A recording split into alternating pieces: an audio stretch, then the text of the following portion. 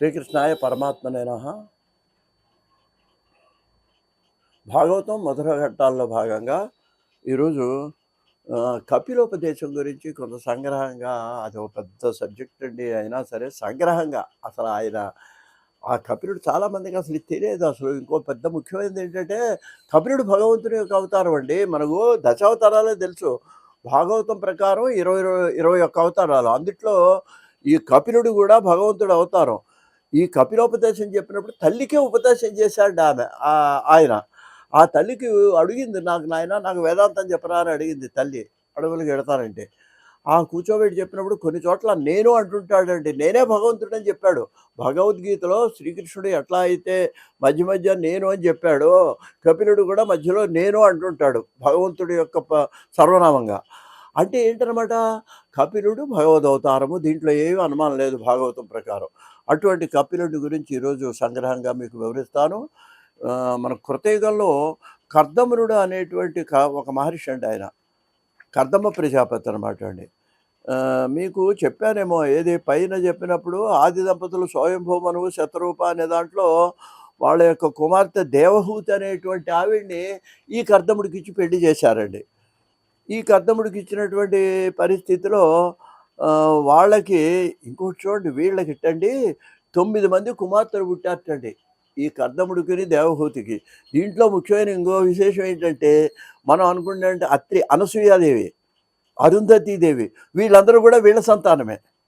అనసూయనేమో అత్రి మహర్షికి ఇచ్చి పెళ్లి చేశారు, అరుంధతినేమో వశిష్ఠుడికి ఇచ్చాడు.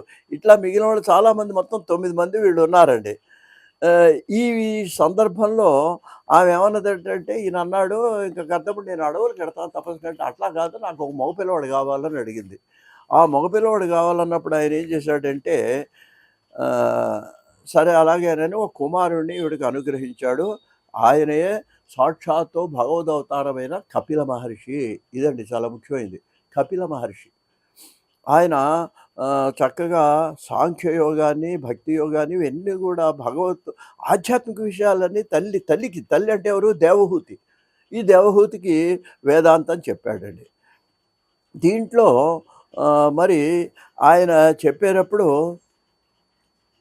ఆవిడ అంటుందండి, మరి నాయన ఏంటి కొంచెం జాగ్రత్తగా చెప్పన్నప్పుడు ఆయన కొన్ని విషయాలు చెప్పాడండి. ఏం చెప్పాడంటే, అన్నిట్లోది ముఖ్యమైనది ఏంటంటే భక్తి యోగం కూడా ఆయన చెప్పాడు. భక్తి యోగం కాకుండా అన్నిట్లో ముఖ్యమైనది ఏంటంటేనండి, మనం చాలామంది విగ్రహారాధన చేస్తుంటాము, ఆ విగ్రహారాధనతో సరిపెట్టుకోకూడదు అని చెప్తా అంటాడండి. ఆయన అంటాడు, అనిశము పోతం దానికి. అసలు సంస్కృతంలో వ్యాసుడు రాసింది ఏంటంటే, అహం సర్వేషు భూతేషు భూతాత్మాం అవస్థితా సదా తమవజ్ఞాయ మాం మర్త్య కురిచే అర్చా విడంబనం. కొంతమంది ఏం చేస్తారంటే, పూజ చేస్తుంటారయ్యా, పూజ చేసి సంతోషపడతారు, అంతేగాని దాంట్లో అంతర్గతంగా ఉన్న నన్ను గుర్తించలేరు. నేను ఎక్కడున్నా అంటే సర్వభూతాల్లో ఉన్నాను, సమస్త ప్రాణుల్లో ఉన్నారు. తోటి మానవుడినేమో విసుక్కుంటుంటారు, దేవుడి గుళ్ళోకి వెళ్ళి కొబ్బరికాయ కొడతారు. వీళ్ళకి నేను ముక్తి ఇవ్వను అని చెప్పి ఖచ్చితంగా ఆయన కపిలోపదేశంలో కపిల మహర్షి చెప్పాడండి. దాన్నే తెలుగులో పద్యం రాస్తూ, అనిశము సర్వభూత హృదయాంబుజవర్తి అనందనర్సు ఈసుని నన్ను, ఇక్కడ నన్ను అన్నాడండి కపిలుడు, పరమేశ్వరుడైన నన్ను అవజ్ఞ చేసి మనజుండొగి ప్రతిమార్చన విడంబనమున మూఢుడై. వాడు అసలు ఈ విగ్రహారాధన మూఢమన్నాడందే ఒక్క మాట. మూఢంగా వాళ్ళు అలా ఎప్పుడు మూఢము అంటే, విగ్రహారాధనతో పాటు సాటి మానవుడిని కూడా గౌరవిస్తే అది సరైన భక్తి.